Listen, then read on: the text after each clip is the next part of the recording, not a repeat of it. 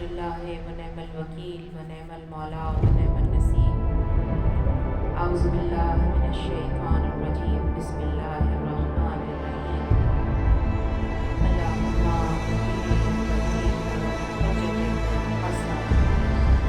صلواتک علیہ وعلی آبائک حاضر الساعتی والانسان ولیہ وحافظ وقائد وناصر ودلیل وعینا لا تسلم أرسلنا نوما وتبرئه منها نبيلا اللهم صل على محمد وآل محمد وعجل فرجه۔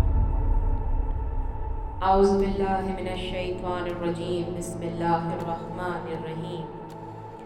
الحمد للہ رب العالمین، والصلاة والسلام علی سید الانبیاء والمرسلین، خاتم النبیین سیدنا نبینا شفیعنا طبیب قلوبنا ابی القاسم محمد، اللہم صلی علی محمد وآل محمد وعجل فرجہ، وأہل بیتہ الطیبین الطاہرین المعصومین المظلومین۔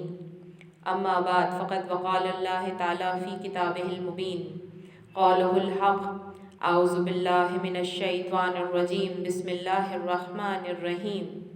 انما الاعمال بالنیات، صلوات، اللہم صلی علی محمد وآل محمد وعجل فرجہ۔ میری پیاری ماؤں، بہنوں، بیٹیوں، ہم سب یہ جانتے ہیں کہ اب محرم کے ان دنوں کا آغاز ہو گیا ہے کہ جس میں صرف گریہ ہی کیا جاتا ہے، فضائل سے زیادہ مصائب کا ذکر کیا جاتا ہے، اہل بیت کے گھرانے کی تکلیفوں اور مصیبتوں کو ذکر کر کے انہیں پرسا دیا جاتا ہے۔ آج میں آپ کے سامنے اپنے موضوع کا واپس سے آغاز کر رہی ہوں۔ آپ سب جانتے ہیں کہ میرا موضوع تھا قرآن، ایمان، عقل، اہل بیت کی نظر میں، اور ان تمام ٹاپک کو ذہن میں رکھتے ہوئے میں نے بہت سارے جملے، بہت سارے مطالعے آپ کے سامنے پیش کیے، اور آپ کے سامنے میں نے کوشش کی کہ میں عقل کے ان دروازوں کو کھول سکوں کہ جنہیں کبھی بھی ہم کھولنے کی کوشش نہیں کرتے ہیں۔ میں نے آپ کے سامنے احادیث، اقوال، روایات، فرمان، قرآن کی آیات، ان تمام چیزوں کا ذکر کرتے ہوئے اپنے ٹاپک کو آپ کو سمجھانے کی کوشش کی ہے۔ گزشتہ کل میں نے آپ کے سامنے ضرورت امام کے اوپر کچھ جملے پیش کیے تھے، اور میں نے آپ کو یہ بتانے کی کوشش کی تھی کہ اللہ تعالیٰ نے امام کو کیوں ہمارے لیے ضروری کہا ہے۔ آج میں اپنی بات کا آغاز وہیں سے کرتی ہوں۔ امام وہ ہوتا ہے جو صاحب اختیار ہوتا ہے، جو دین کی باتیں اللہ کے سامنے سے اٹھا کر ہمیں سکھاتا ہے، جو دین کی باتیں ہمیں سمجھاتا ہے، جو ہمارے لیے رہنمائی فراہم کرتا ہے، جو ہمیں صحیح اور غلط کی پہچان بتاتا ہے، جو ہمیں قرآن میں دکھاتا تو ہے کہ وضو کرنا ہے، لیکن وضو کیسے کرنا ہے وہ اس بات کو سمجھاتا ہے۔ یعنی امام کے بغیر ہماری زندگی ادھوری ہے۔ اگزامپل، اللہ تعالیٰ نے دنیا میں مرد اور عورت کو خلق کیا ہے، ایک مرد ہے، ایک عورت ہے۔ جب تک یہ دونوں مل نہیں جاتے، تیسری خلقت وجود میں نہیں آتی ہے۔ تو جب انسان کی خلقت کے لیے اللہ نے دو کو محتاج بنا دیا ہے ایک دوسرے کا، تو کیوں ہمیں یہ سمجھ نہیں آتا کہ دین کے لیے بھی، دین کو سمجھنے کے لیے، عقل کو استعمال کرنے کے لیے ہمیں قرآن اور اہل بیت سے رابطہ کرنا پڑے گا، ان کا ساتھ جوڑنا پڑے گا۔ اور جب تک ہم ان کے ساتھ جڑے نہیں رہیں گے ہم اپنے آپ کو ایک سچا مومن، ایک سچا مسلمان، ایک سچا شیعہ نہیں بنا سکیں گے۔ معتبر روایت ہے کہ ایک جماعت اصحاب کی خدمت حضرت امام جعفر صادق علیہ السلام کی حاضر ہوئی۔ آپ نے اپنے شاگرد حشام سے فرمایا کہ اے حشام، تم سے اور بصرہ کے عمر و عبید اللہ سے کیا مباحثہ ہوا تھا، بیان کرو۔ حشام نے کہا یا رسول اللہ، یا ابن رسول اللہ، مجھے آپ کے سامنے بیان کرتے ہوئے شرم محسوس ہو رہی ہے، زبان ساتھ نہیں دے رہی ہے۔ آپ نے فرمایا تمہیں اپنے امام کے حکم کی اطاعت کرنی چاہیے۔ حشام نے کہا مولا، عمر بن عبید کے علم کی بصرہ میں بڑی شہرت تھی اور وہ اپنی جماعت اہل سنت کے سامنے تقریر کیا کرتا تھا۔ میں بھی اس کی شہرت سن کر ایک روز مسجد بصرہ میں جا بیٹھا۔ وہ لوگوں کے درمیان بیٹھا ہوا تھا، عالمانہ لباس اور متکبرانہ انداز میں گفتگو کر رہا تھا۔ لوگ سوالات کر رہے تھے اور وہ جواب دے رہا تھا۔ میں نے سب سے آخر میں بیٹھا ہوا تھا اور میں نے بھی اٹھ کر اس سے ایک سوال کیا۔ کہا میں ایک مرد مسافر ہوں، کیا اجازت ہے کہ میں بھی سوال کروں؟ اب وہ عالم اتنا اپنے اندر غرور میں تھا کہ اس نے کہا کہ ہاں۔ تب حشام نے کہا کیا آپ آنکھ رکھتے ہیں؟ اس نے کہا اے فرزند، یہ بھی کوئی سوال ہے؟ اتنی بے وقوفی کے سوال تم کر رہے ہو؟ میں نے کہا میرا یہی سوال ہے، آپ جواب دیجئے۔ اس نے کہا ہاں میری آنکھیں ہیں۔ پھر میں نے کہا آپ ان سے کیا کام لیتے ہیں؟ اس نے کہا رنگ یا دوسری کوئی چیز دیکھتا ہوں۔ میں نے کہا آپ کی ناک بھی ہے؟ اس نے کہا ہاں۔ میں نے کہا اس سے آپ کیا کام کرتے ہیں؟ اس نے کہا اس سے خوشبو اور بدبو کو معلوم کر لیتا ہوں۔ میں نے کہا آپ کا منہ ہے؟ اس نے کہا ہاں ہے۔ میں نے کہا اس سے آپ کیا کرتے ہیں؟ اس نے کہا کہ میں اس سے اپنا ذائقہ محسوس کرتا ہوں۔ میں نے کہا آپ کی زبان ہے؟ تو اس نے کہا ہاں زبان بھی ہے۔ میں نے کہا اس سے آپ کیا کام کرتے ہیں؟ اس نے کہا اس سے میں بات کرتا ہوں۔ میں نے کہا آپ کان رکھتے ہیں؟ اس نے کہا ہاں۔ میں نے کہا کیا کام لیتے ہیں؟ کہا میں اس سے سنتا ہوں۔ اس طرح کرتے کرتے میں نے تمام جسم کے اعضاء اس کو پوچھے اور پوچھا کہ وہ اس سے کیا کام کرتا ہے۔ پھر میں نے کہا کہ جب یہ اعضاء تیرے جسم کے حصے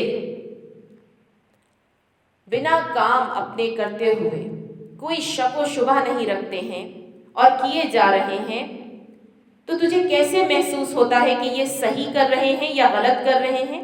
تو اس نے کہا کہ میرا دل گواہی دیتا ہے کہ میں جو کر رہا ہوں وہ صحیح کر رہا ہوں۔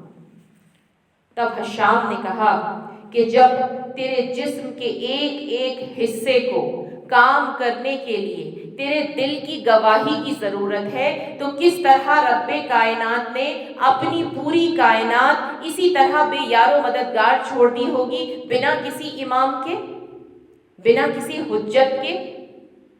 وہ شرمندہ ہو گیا اور شرمندہ ہونے کے بعد کہا کہ میں غلطی پر تھا۔ اب سمجھ میں آیا کہ امام کی ضرورت کیوں ہے؟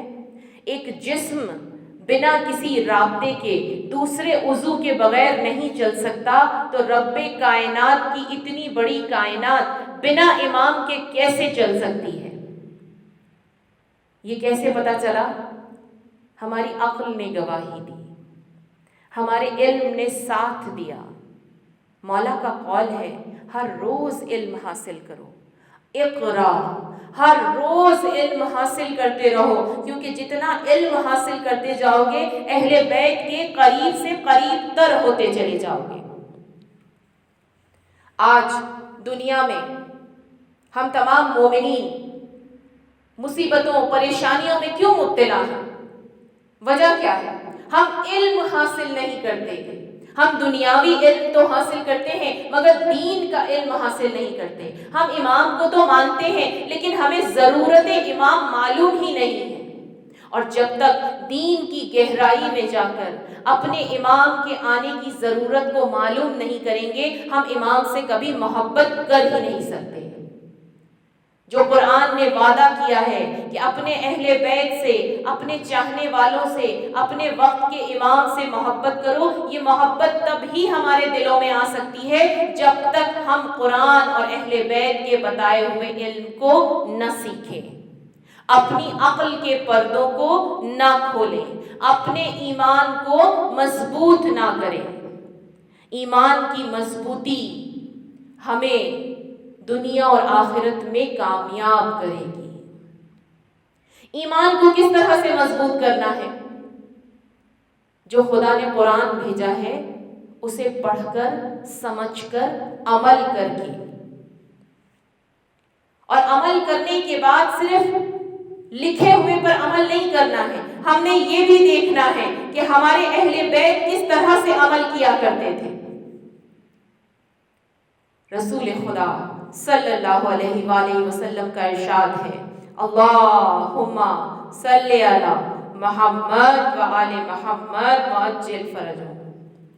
ہمارے رسول فرماتے ہیں کہ جو سیکھتے ہو اس کو سیکھو اور پھر اس پر عمل بھی کرو، کیونکہ عمل تمہیں اہل بیت سے قریب کر دے گی۔ اب اہل بیت سے مراد کیا ہے؟ اہل بیت سے مراد وہ گروہ ہے جس کو خدا نے فرمایا، اے ایمان والو اطاعت کرو اللہ کی، اس کے رسول کی، اس کے اولو الامر کی، جو ہر گناہ سے پاک اور معصوم ہیں، خدا کے منتخب کردہ ہیں۔ خدا ان کی برکتوں سے روزی عنایت فرماتا ہے، ان کی برکت سے خدا شہر آباد کرتا ہے، آسمان سے بارش برستی ہے، زمین سے درخت اگتے ہیں، ان کی وجہ سے گنہگاروں پر فوراً عذاب نہیں آتا ہے، وہ قرآن سے جدا نہیں ہوتے، قرآن ان سے جدا نہیں ہوتا۔ اب سمجھ میں آیا کہ اہل بیت علیہ السلام کون ہے؟ جسے اللہ تعالیٰ پسند کرتا ہے، اور جسے پسند خداوند عالم کرے اس کو اللہ تعالیٰ دنیا میں اپنا نائب، اپنا حکمران بنا کر بھیجتا ہے، اور ہم بنا کسی حاکم کے دنیا میں نہیں رہ سکتے۔ ایک چھوٹی سی مسجد چلانے کے لیے بھی ہمیں کسی نہ کسی رسپانسبل آدمی کی ضرورت ہوتی ہے، تو پروردگار عالم کیسے اپنی کائنات کو تن تنہا چھوڑ دے، اتنی بڑی کائنات کو؟ حضرت امام جعفر صادق علیہ السلام نے ارشاد فرمایا، اللہم صلی علی محمد و آل محمد وعجل فرجہم۔ امام ارشاد فرماتے ہیں، اگر زمین پر صرف 2 نفر رہ جائیں تو ایک ان میں امام ہوگا، یعنی اگر دنیا میں صرف 2 لوگ رہ جائیں تو ان میں سے ایک کو امام ہی ہوگا۔ اور پھر فرمایا کہ حضرت جبرائیل نے جناب رسول خدا کی خدمت میں حاضر ہو کر کہا، فرمایا اللہ نے زمین کو ہرگز خالی نہیں چھوڑا ہے، اور اس کے اس دنیا میں اس نے اپنے اس عالم میں جو اس کی اطاعت کرتا ہے، جو بندہ اطاعت کرتا ہے، اسے اس نے اپنی اس زمین پر امام مقرر کیا ہے۔ یعنی امام کو پروردگار عالم نے مقرر کیا ہے، خود بخود امام نہیں آ گئے ہیں۔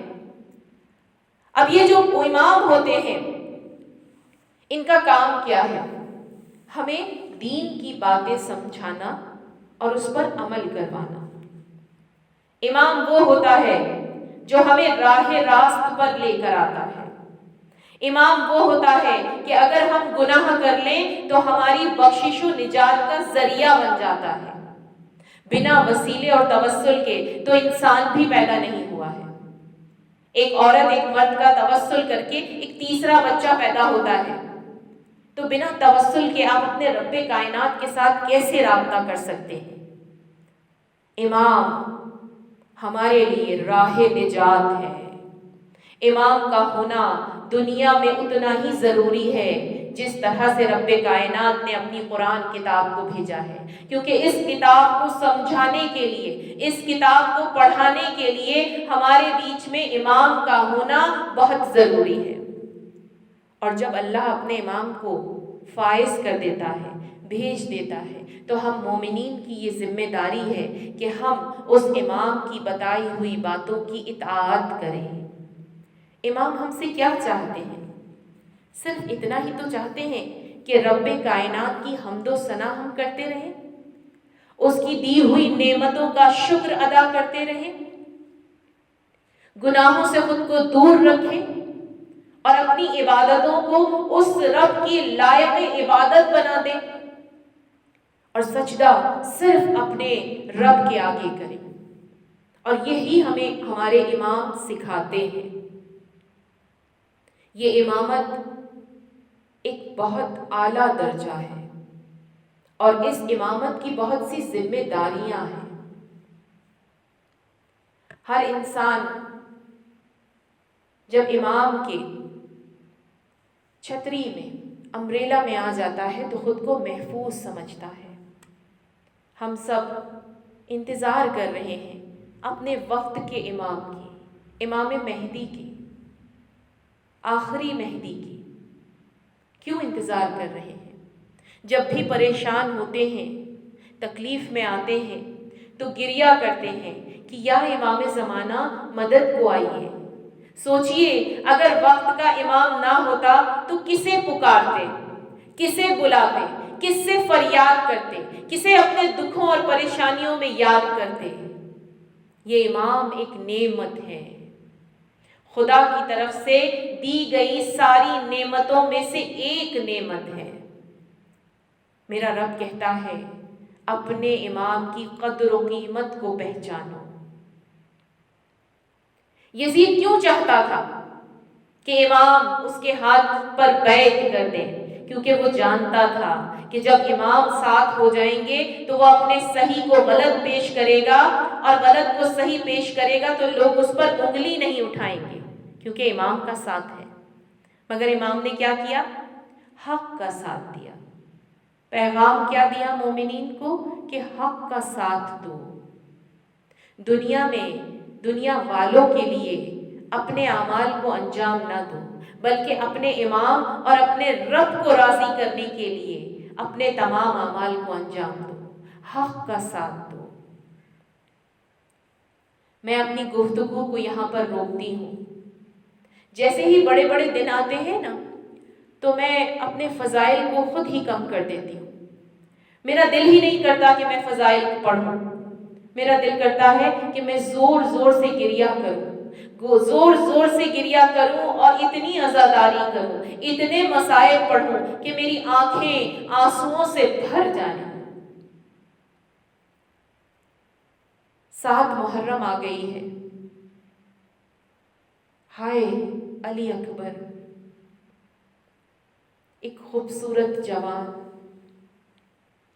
ایک ایسا خوبصورت جوان جو شبیہ رسول خدا ہے۔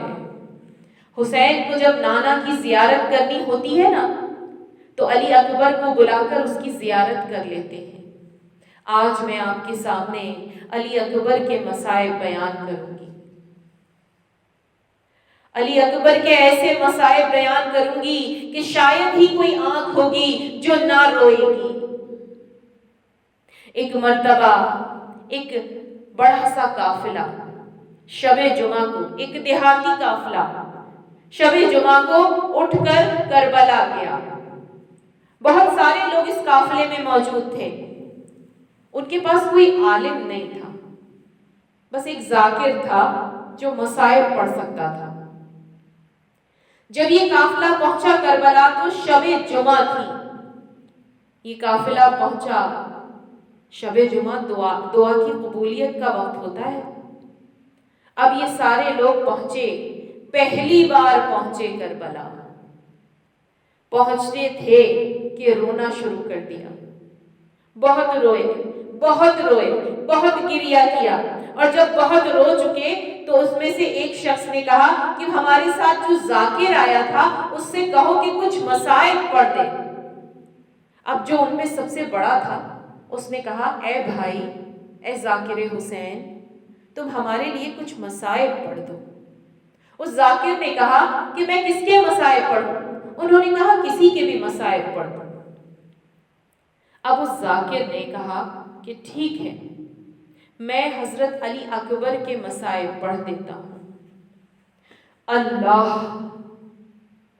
اس نے جناب علی اکبر کے مصائب شروع کیے تو سارے زائرین یہ کہتے ہیں کہ محسوس ہو رہا تھا کہ ذریعہ مقدس سے رونے کی آواز آ رہی ہے، حرم کے در و دیوار سے رونے کی آواز آ رہی ہے، محسوس ہو رہا تھا کہ بہت زیادہ گریہ ہو رہا ہے۔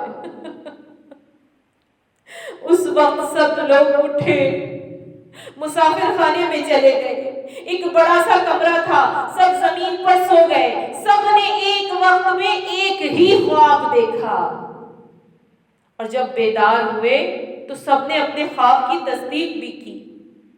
سب نے خواب میں دیکھا کہ سید الشہداء امام حسین کربلا ان سے ملنے کے لیے آئے ہیں۔ سب خواب میں بیدار ہو گئے، کہا مولا آپ نے کیوں زحمت کی؟ تو امام حسین علیہ السلام نے کہا میں 3 وجہ سے ملنے کے لیے آیا ہوں۔ کہا مولا کیا وجہ ہے؟ کہا پہلی وجہ یہ ہے کہ جو بھی میری زیارت کے لیے آتا ہے میں اس کی زیارت کے لیے آتا ہوں۔ ہائے رے میرا مظلوم امام، ہائے رے میرا کتنا رحمان امام ہے۔ کہا دوسری وجہ یہ ہے کہ جس بستی سے تم لوگ آئے ہو نا، وہاں پر ایک امام بارگاہ ہے، وہاں پر میرا ایک خادم ہے جو مسجد میں زائرین کے جوتے صاف کر کے رکھتا ہے۔ جب تم لوگ واپس جانا نا، اسے کہنا کہ میں اسے بہت پسند کرتا ہوں، میں اس سے بہت محبت کرتا ہوں۔ اس کو کہنا کہ امام حسین نے تمہیں سلام بھیجا ہے۔ ارے میں کہوں گی اے خادم، تو دنیا کا سب سے نصیب والا انسان ہے جسے حسین اپنا سلام بھیج رہے ہیں۔ اس کے بعد ان لوگوں نے کہا مولا آپ نے کہا تھا کہ 3 وجہ سے آپ آئے ہیں، یہ تیسری وجہ کون سی ہے؟ مولا نے کہا، لیکن کہنے سے پہلے زور زور سے گریہ کرنے لگے۔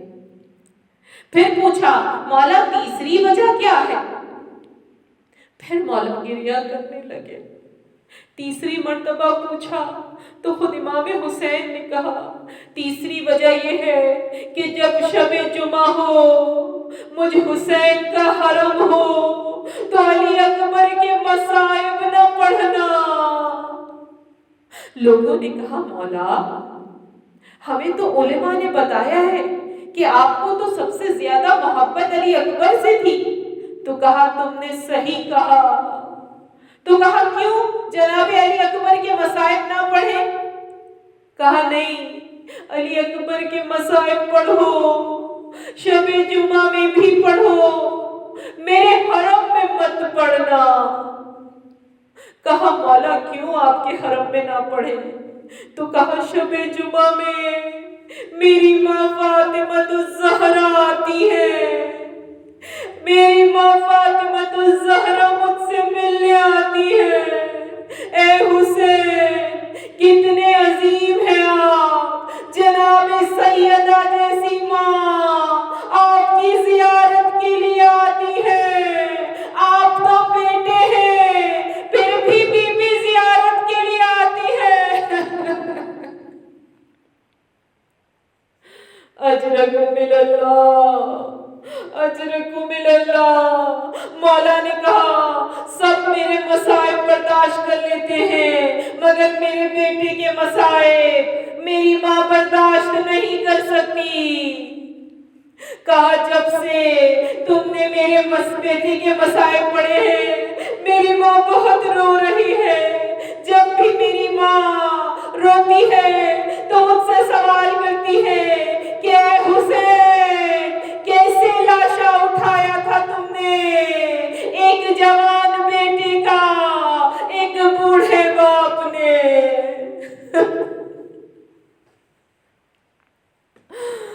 آئیے جی بھر کر گریہ کر لیجئے، آج میں آپ کے سامنے علی علی اکبر کے مصائب پیش کروں گی۔ یہ علی اکبر کون ہے؟ شبیہ رسول خدا، رسول خدا کی شبیہ ہے، اور علی اکبر کو ایک نہیں 4 ہستیوں سے اجازت مانگنی پڑی تھی۔ آئے امام حسین کی بارگاہ میں، کہا بابا اجازت ہے، میں آپ پر قربان ہونا چاہتا ہوں۔ آپ نے آج سے پہلے کبھی سنا ہے کہ جوان اولاد باپ پر قربان ہو جاتی ہے؟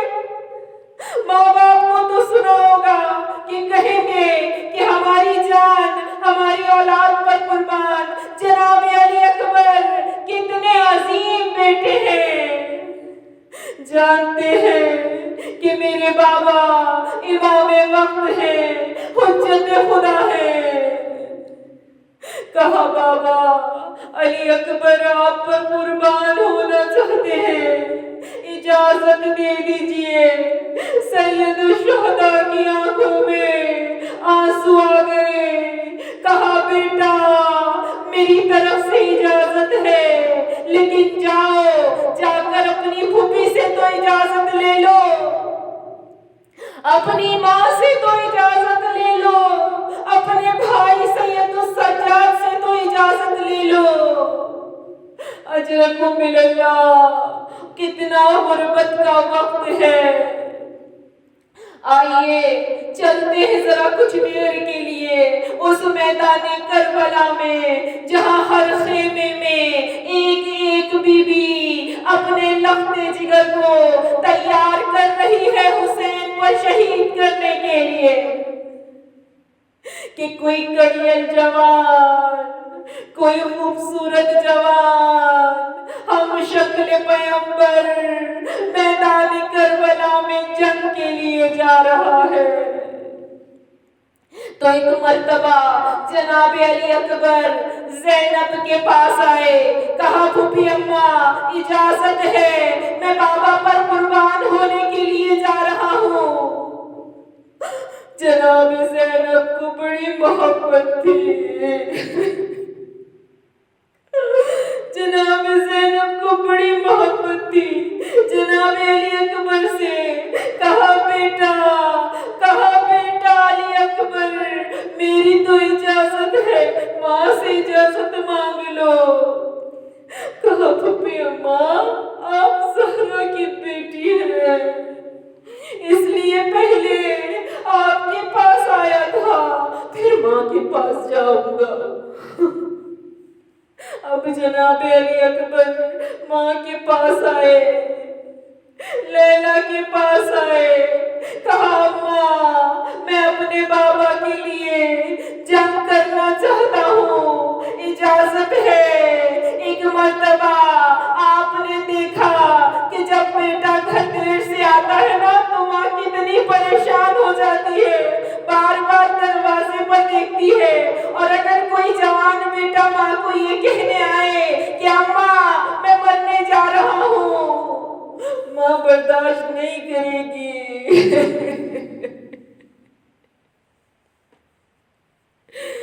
جناب علی اکبر کہہ رہے ہیں کہ ماں مجھے اجازت دیجئے، میں مرنے کے لیے جا رہا ہوں۔ جناب لیلا نے منع نہیں کیا، مگر کہا کہ بڑھاپا ہے، پردیس ہے، دشمنوں کا نرغہ ہے، آپ کی جوانی ہے، میں آپ کے بغیر جی نہیں سکوں گی۔ میں کہوں گی اے لیلا کوئی بھی ماں اپنے علی اکبر کے بغیر جی نہیں سکتی ہے۔ جناب علی اکبر نے کہا اماں اب میں آپ سے اجازت نہیں مانگوں گا، بس ایک بات کہوں گا۔ اماں روز قیامت میری دادی فاطمہ زہرا نے آپ سے پوچھا کہ میرا حسین تو مارا گیا تھا، تو نے اپنے علی اکبر کو کیوں روک لیا تھا؟ تیرا علی اکبر کا مقام زیادہ تھا یا میرے حسین کا؟ اماں کیا جواب دیں گی؟ آپ میری دادی کو کیا جواب دیں گی؟ جناب لیلا سمجھ گئی، کہا بیٹا علی اکبر میں سمجھ گئی، میری طرف سے اجازت ہے۔ یہاں رک کر ایک جملہ پیش کروں۔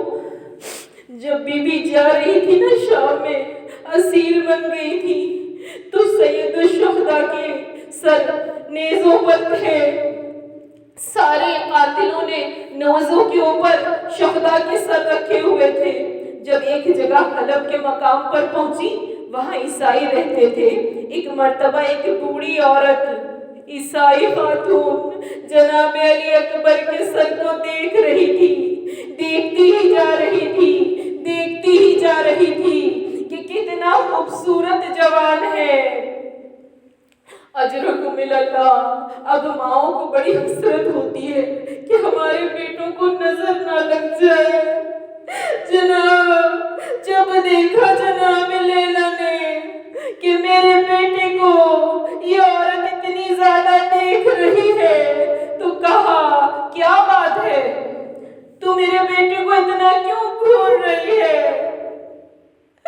بی بی کو کیسے سمجھائیں کہ نو کی نیزہ پہ رکھے ہوئے سر کو نظر نہیں لگتی؟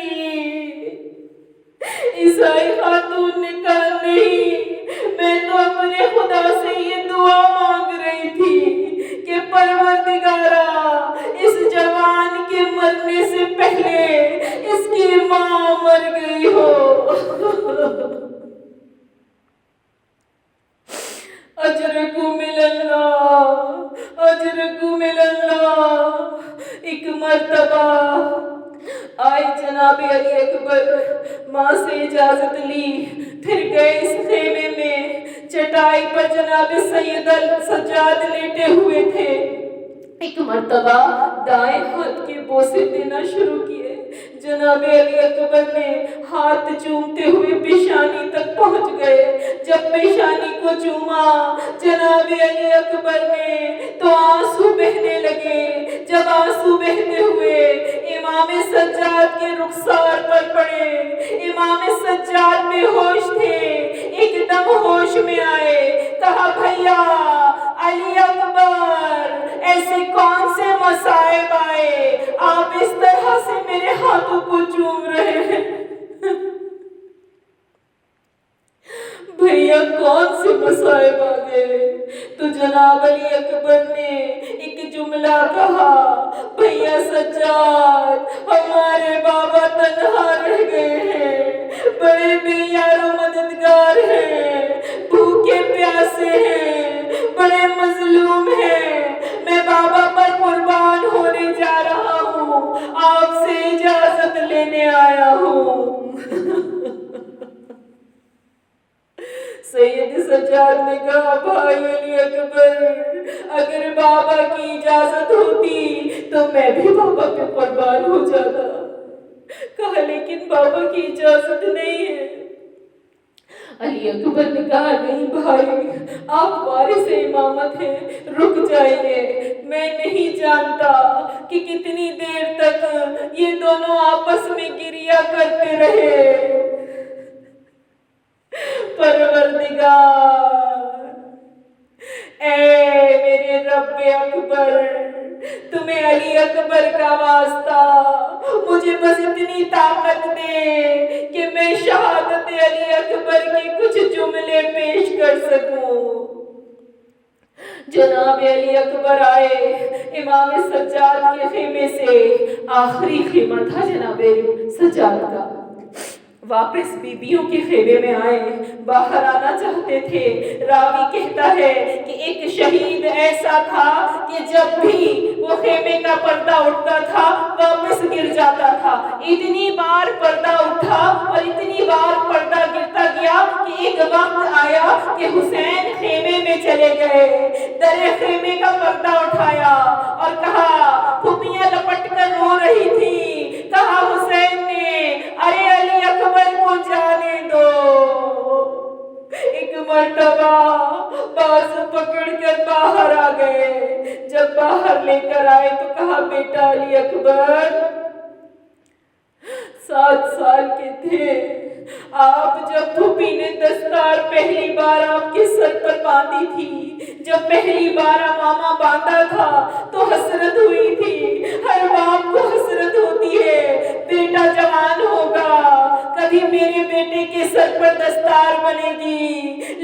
کبھی باپ اظہار نہیں کرتا، ارے میں کہوں گی میرے مظلوم امام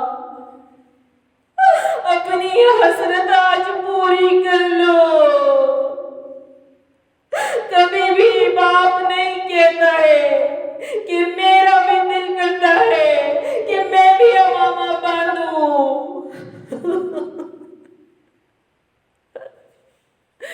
جناب علی اکبر کو کہا بیٹا آج میں تمہارا امامہ باندھوں گا۔ جناب علی اکبر دونوں گھٹنے زمین پر رکھے، امام حسین نے امامہ باندھنا شروع کیا۔ امام حسین امامہ باندھتے جاتے تھے، کہتے جاتے تھے انا للہ و انا الیہ راجعون۔